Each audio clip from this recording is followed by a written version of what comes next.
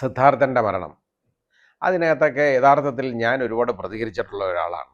ആദ്യം തന്നെ CBI അന്വേഷണം ഇതിന് വേണം, അല്ലാതെ ഇവിടെ ഇത് അന്വേഷിക്കരുത് എന്ന് ഉള്ള ആശയം മുന്നോട്ട് വെച്ചതും അങ്ങനെ ഒരു ഡിമാൻഡ് വെച്ചതും ഞാൻ തന്നെ ആണെന്നാണ് എൻ്റെ ഓർമ്മ. ഇനി അതെന്നോ ആവട്ടെ, അതിൻ്റെ ക്രെഡിറ്റ് ഒന്നും എനിക്ക് ആവശ്യമില്ല. കാര്യം നടന്നാൽ മതി. ഇപ്പോൾ പട്ടിയായാലും പൂച്ചയായാലും ഇല പിടിച്ചാൽ മതി എന്ന് പറയുമല്ലോ, എന്ന് പറയുന്ന പോലെ ഉള്ളൂ. ഇത് ഏതായാലും CBIക്ക് വിടാനായിട്ട് പെട്ടെന്ന് ഒരു തീരുമാനമെടുത്തു. ആ തീരുമാനം വരാൻ കാര്യം എന്താണ്? അതായത് മുഴുവൻ SFIക്കാരാണ് ഇതിനകത്ത് ഉണ്ടായിരുന്നത് എന്നുള്ളതെല്ലാം അറിവുണ്ട്, എല്ലാവർക്കും അറിയാം. അവരെ പ്രൊട്ടക്റ്റ് ചെയ്യാനുള്ള പണി മുഴുവൻ നോക്കി, പഠിച്ച പണി 18 നോക്കിയിട്ടും ഇത് വെളിയിൽ വന്നു, ഈ പ്രൊട്ടക്റ്റ് ചെയ്യാൻ ഒക്കുന്നില്ല എന്ന് വന്നു. പിന്നെ ഇതിൽപ്പെട്ട പെൺകുട്ടികൾ പോലും അതിനകത്തുണ്ട്, ഉൾപ്പെട്ടിട്ടുണ്ട് എന്നൊക്കെയുള്ള വിവരങ്ങളും എല്ലാം വെളി വന്നു. ഇതെല്ലാം വന്നു കഴിഞ്ഞപ്പോഴത്തേക്ക് ഇതിൻ്റെ അന്വേഷണം നടത്തി കഴിഞ്ഞാൽ ഇവിടെ ഇത് പ്രശ്നമാവും. ഇവിടെ ഇച്ചിരി കൊള്ളാവുന്ന ഒരു DYSP അതിനകത്ത് ഒന്ന് ഇടപെട്ട് അന്വേഷണമൊക്കെ തുടങ്ങി. അപ്പം ഇനിയിപ്പോൾ അത് ഒന്ന് മാറ്റിവിടണം. അപ്പം നോക്കാനും ഇതിനകത്ത് ഇതിൻ്റെ ഈ പ്രശ്നങ്ങളിൽ ബഹളം ഉണ്ടല്ലോ, അതൊന്ന് ഒതുക്കാനുമായിട്ട്. അതുപോലെ ആ സിദ്ധാർത്ഥൻ്റെ കുടുംബം, അദ്ദേഹത്തിൻ്റെ പിതാവും അതേപോലെ തന്നെ സിദ്ധാർത്ഥൻ്റെ അമ്മാവനും ഒക്കെ ഇതിനെക്കുറിച്ച് വളരെ നല്ല രീതിയിൽ പ്രതികരിക്കുകയും അഭിപ്രായം പറയുകയൊക്കെ ചെയ്യുന്നു. ഇതൊക്കെ വന്നു കഴിഞ്ഞാൽ അവസാനം ഇപ്പോൾ നിരാഹാരം കിടക്കുമെന്ന് പറഞ്ഞു അവിടെ പോയി. അങ്ങനെ സെക്രട്ടേറിയറ്റിന് അവിടെ ഇതൊക്കെ പറഞ്ഞു കഴിഞ്ഞപ്പോൾ പ്രശ്നമായെന്ന് തോന്നി. ഏതായാലും അന്ന് CBIക്ക് അന്വേഷണം വിട്ടു. അതൊരു പൊളിറ്റിക്കൽ സ്റ്റണ്ടാണ് നടത്തിയതും. അത് അല്ലാതെ ഈ SFIക്കാരെ ഉപദ്രവിക്കാൻ വേണ്ടി ചെയ്തേക്കുന്ന പണിയൊന്നും അല്ല ചെയ്തേക്കുന്നത്. അതിന് കാരണം എന്താണെന്നറിയോ? CBIക്ക് വിടുന്നു എന്ന് പറയും. എന്നിട്ട് ഇത് CBIക്ക് അങ്ങ് വിട്ടാൽ മതിയോ? CBIയുടെ കയ്യിലോട്ട് കിട്ടണ്ടേ? അത് കൊടുക്കുകയല്ല. ഒരു അരമണിക്കൂർ പോലും ചിലവില്ലാതെ പൂരിപ്പിക്കാവുന്ന ഒരു പ്രൊഫോമ, അത് പൂരിപ്പിച്ചു കൊടുക്കാനുള്ള കഴിവില്ലാത്തവരാണ് നമ്മുടെ കേരള പോലീസിൻ്റെ ഭരിക്കുന്ന ആഭ്യന്തര വകുപ്പ് എന്നുള്ളത്. അതായത് നമ്മുടെ ബഹുമാന്യനായ മുഖ്യമന്ത്രി ഭരിക്കുന്ന വകുപ്പ് എന്നുള്ളത് നമുക്കൊക്കെ നാണക്കേട് ഉണ്ടാക്കുന്ന ഒരു സംഭവമല്ലേ. അപ്പോൾ ഇതിട്ട് ഞാൻ അത് അറിഞ്ഞില്ല. അത് ശരി, ബാക്കി ഇത് വിടാൻ അറിയാമായിരുന്നല്ലോ. അതേപോലെ കുറേ നാളായിട്ട് ഇതുപോലെ ഇത്രാം തീയതി വിട്ടതാണ്, ഒരന്വേഷണം ഇതിന് നടക്കുന്നില്ല. കാരണം ഇത് അന്വേഷണമൊന്നും നടക്കരുത്. കാലങ്ങൾ കഴിയുമ്പോൾ ഇതിൻ്റെ തെളിവുകളെല്ലാം മായ്ക്കപ്പെടും. അതാണ് നടന്നത്. മാഞ്ഞു പോകണം തെളിവ്. അതാണ് ഇവിടുത്തെ ആവശ്യം. ഇത് മനഃപൂർവ്വം അല്ലെന്നൊന്നും പറയാൻ പറ്റില്ല. വളരെയധികം കൃത്യമായിട്ട് മനഃപൂർവ്വമായിട്ട് ചെയ്തേക്കുന്ന ഒരിടപാടായത്. ഇതങ്ങോട്ട് കൊടുത്തു. എന്നിട്ട് പറയും അവിടെ സെക്ഷനിലേക്ക് വിളിച്ചു പറയും അവർക്ക് പുറത്ത് മിണ്ടാൻ പറ്റുമോ? സെക്രട്ടേറിയറ്റ് അസിസ്റ്റൻറ്റിനെയൊക്കെയാണ് സസ്പെൻഡ് ചെയ്യുന്നത് കേട്ടോ. അസിസ്റ്റൻറ്റ് അവർ സെക്ഷൻ ഓഫീസർ, അസിസ്റ്റൻറ്റ്, ഇത് ഡെപ്യൂട്ടി സെക്രട്ടറിയുടെ റാങ്കിലുള്ള ആരുണ്ട്. അതിന് മേളിലോട്ടുള്ള ആർക്കും ഇല്ലല്ലോ. ആഭ്യന്തര വകുപ്പ് ഭരിക്കുന്ന സെക്രട്ടറിക്ക് ഇതിന് ചുമതലയില്ലേ? അയാളല്ലേ ആദ്യം അറിയേണ്ടത്. അയാളല്ലേ ഇത് മുമ്പിൽ നിന്നും നോക്കേണ്ടത്. കേരള DGPക്ക് ഇത് കാര്യമൊന്നുമില്ലേ? വിട്ടിട്ട് അങ്ങ് പോയോന്നറിയാൻ. ഇവിടുന്ന് വിട്ട് കഴിഞ്ഞു, തീർന്നു, അയാളുടെ കാര്യം തീർന്നു.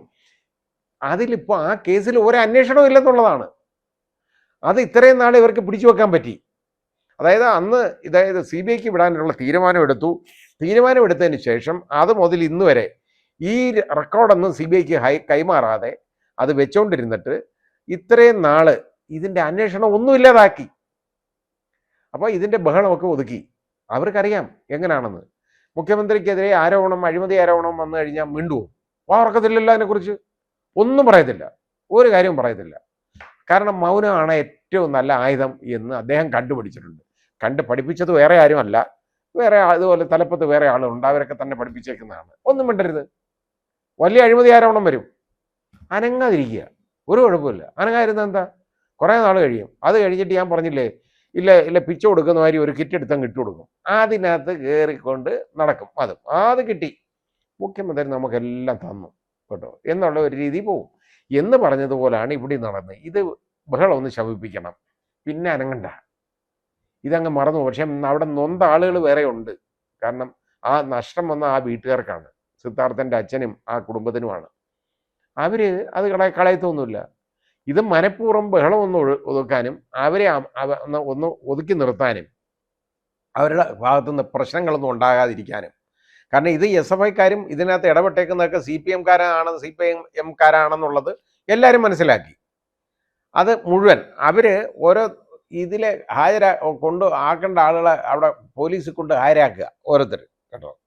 നേതാക്കളാണ് കൊണ്ടുപോകുന്നത്. കാരണം അച്ഛൻ മക്കളെ ഓമനിച്ച് കൊണ്ടുവന്ന മാതിരി അവന്മാരെ കൊണ്ടുപോയി അവിടെ ഹാജരാക്കുക. ഇതൊക്കെ തന്നെ ചെയ്തുകൊണ്ടിരുന്നതൊക്കെ നമുക്കറിയാൻ വയ്യാത്തൊന്നും അല്ലല്ലോ.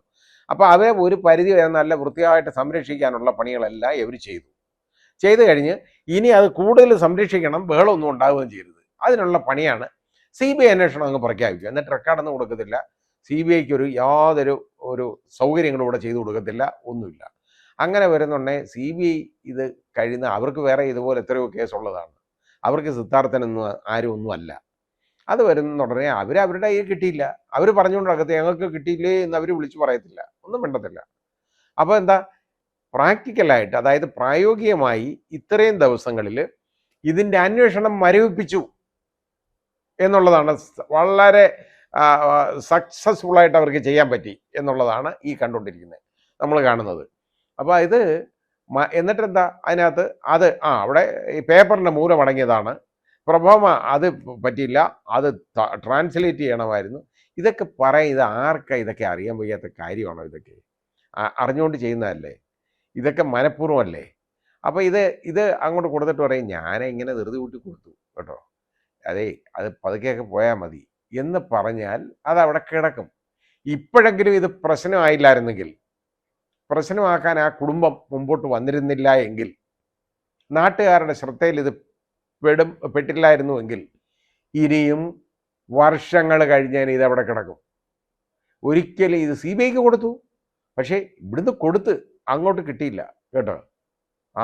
അത് ഇല്ല, സിനിമയിൽ ഇന്നസെൻ്റ് പറഞ്ഞാലോ, മേളിൽ നിന്ന് വന്നവൻ താഴോട്ട് പോയി, താഴെ വന്നിട്ടുമില്ല എന്ന് പറയുന്ന പോലെ ഉള്ളൂ. ഇത് CBIയുടെ കൈക്ക് കൊടുത്തു, പക്ഷെ CBIക്ക് കൈമാറി, പക്ഷേ ഇവിടുന്ന് മാറിയതേ ഉള്ളൂ, അവിടെ ചെന്നിട്ടില്ല എന്ന് പറയുന്നതാണ്. അന്തരീക്ഷത്തിൽ കറങ്ങുകയാണ് ആ കേസ്.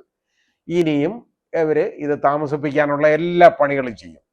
അതിൻ്റെ പുറകിൽ ജാഗരൂകത പാലിക്കണം സിദ്ധാർത്ഥൻ്റെ കുടുംബക്കാർ, അല്ലെങ്കിൽ നീതി ഒരിക്കലും അവർക്ക് കിട്ടാൻ പോകുന്നില്ല. ഈ മരിച്ച സിദ്ധാർത്ഥന് നീതി കിട്ടത്തില്ല. അപ്പോൾ ആ നീതി കിട്ടാൻ വേണ്ടി അവർ മുമ്പോട്ട് ഇറങ്ങുക തന്നെ വേണം.